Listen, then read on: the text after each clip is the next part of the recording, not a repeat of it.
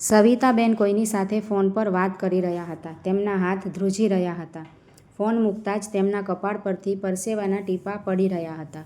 હમણાં જ તેમની નણંદ શોભાબેનનો ફોન આવ્યો હતો કે તેઓ તેમના આખા પરિવાર સાથે દીકરા, વહુ અને પૌત્ર પૌત્રીઓ સહિત 1 કલાકમાં તેમના ઘરે પહોંચી રહ્યા છે. સવિતાબેનનું બ્લડ પ્રેશર તો આમ પણ વધેલું જ રહેતું હતું. તેઓ બબડતા રસોડા તરફ ગયા. અરે, ફ્રીજમાં તો વટાણા પણ નથી. શોભાબેનને મટર પનીર અને સમોસા બહુ પસંદ છે. તેમના દીકરાને ઘરના સમોસા ખાવાનું પસંદ છે. હે ભગવાન, ઘર પણ વેરવિખેર પડ્યું છે. તેઓ કબાટમાંથી હજુ લોટનો ડબ્બો ઉતારી જ રહ્યા હતા ત્યાં તેમની વહુ નિશા લેપટોપ પર પોતાનું કામ પૂરું કરીને રસોડામાં આવી. નિશા એક કંપનીમાં મેનેજર હતી અને આજે તેને રજા હતી. સવિતાબેનને ઉતાવળમાં કામ કરતા જોઈને નિશાએ પૂછ્યું, મમ્મીજી, શું થયું? તમે આટલા પરેશાન કેમ લાગી રહ્યા છો? સવિતાબેન બોલ્યા, બેટા, તારા ફોઈજી આવી રહ્યા છે આખા પરિવાર સાથે અને તને તો ખબર છે ને તેમની આદત. જમવામાં જરા સરખી પણ ખામી રહી ગઈ તો 10 વખત ટોણા મારશે. એક કામ કર, તું જલ્દીથી બટાકા બાફવા મૂકી દે. ત્યાં સુધી હું બજારમાંથી વટાણા લઈ આવું છું. સવિતાબેનનો શ્વાસ ફૂલી રહ્યો હતો. નિશાએ એમના હાથમાંથી લોટનો ડબ્બો લીધો અને પાછો છાજલી પર મૂકી દીધો અને સવિતાબેનને ખુરશી પર બેસાડી દીધા.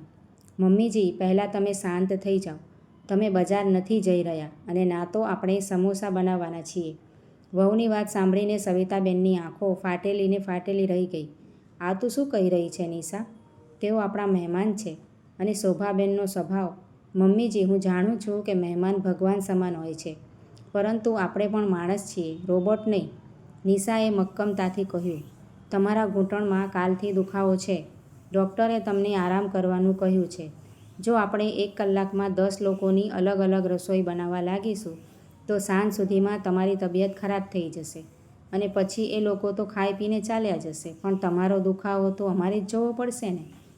તો શું ભૂખ્યા રાખીશું તેમને? સવિતાબેનને ગુસ્સે થઈને કહ્યું, મમ્મીજી, હું બહારથી નાસ્તો ઓર્ડર કરી દઉં છું અને જમવા માટે આપણે બહારથી થાળી મંગાવી લઈશું.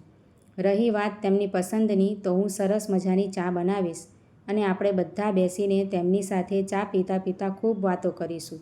મહેમાન ગતિનો અર્થ ફક્ત પરસેવો પાડવો એવો નથી થતો, પરંતુ આપણા ઘરે આવેલા મહેમાનનું સ્મિત સાથે સ્વાગત કરવું એવો થાય છે. નિશાની વાત સાંભળીને સવિતાબેન ચૂપ રહી ગયા, પણ તેમનું હૃદય જોર જોરથી ધબકી રહ્યું હતું. તેમને તેમનો એ સમય યાદ આવી ગયો જ્યારે તેમના સાસુ જીવિત હતા અને તેમને ત્યાં મહેમાન આવવાના હતા. ત્યારે સવિતાબેનને સખત તાવ હતો, તો પણ તેમણે 15 લોકો માટે રસોઈ તથા ખીર બનાવી પૂરીઓ તળી હતી. સવિતાબેનના સાસુએ એકવાર પણ નહોતું કહ્યું કે વહુ, તારી તબિયત સારી નથી તો રહેવા દે.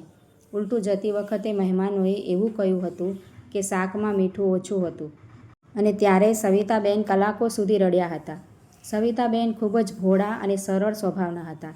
તેમણે હંમેશા એ જ શીખ્યું હતું કે પોતાની જાતને કામમાં હોમીને જ બીજાને ખુશ કરવા એ જ એક સારી વહુનું લક્ષણ છે. 1 કલાક પછી મહેમાન આવ્યા. શોભાફોઈ આવતાની સાથે જ સોફા પર ગોઠવાઈ ગયા. અરે ભાભી, બહુ ભૂખ લાગી છે. મુસાફરીમાં તો ઘરના જમવાની બહુ યાદ આવી રહી હતી. સવિતાબેન ગભરાઈ ગયા.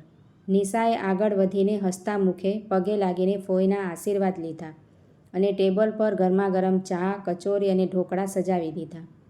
ફોઈજી, અમને ખબર હતી કે તમે થાકીને આવશો, એટલે મેં તમારા માટે શહેરની સૌથી પ્રખ્યાત દુકાનથી આ બધું મંગાવ્યું છે. મમ્મીજી બધું ઘરે જ બનાવવાના હતા, પણ મેં ના પાડી દીધી. હમણાં થોડાક દિવસથી તેમના પગમાં બહુ દુખાવો રહે છે અને હું નથી ઈચ્છતી કે મમ્મીજી રસોડામાં ઊભા રહીને થાકી જાય અને તમારી લોકોની સાથે સરખી રીતે બેસી પણ ન શકે. આખરે તમે તેમને મળવા આવ્યા છો, રસોઈનો સ્વાદ લેવા થોડી આવ્યા છો.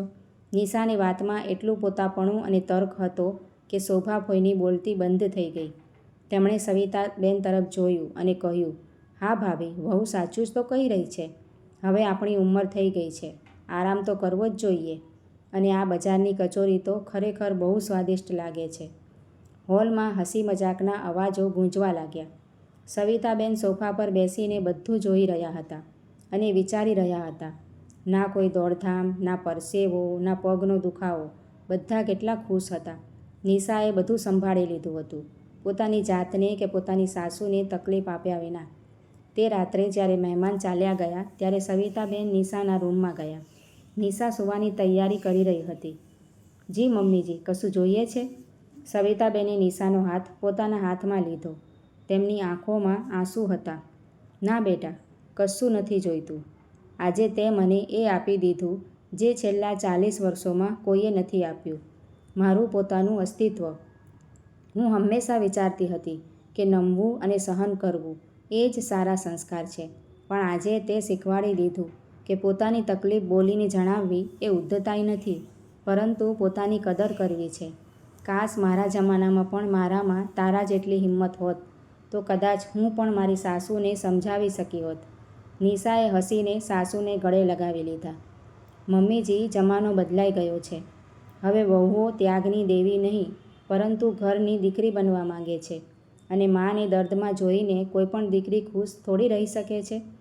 સવિતાબેન એ રાત્રે શાંતિની ઊંઘ સૂતા.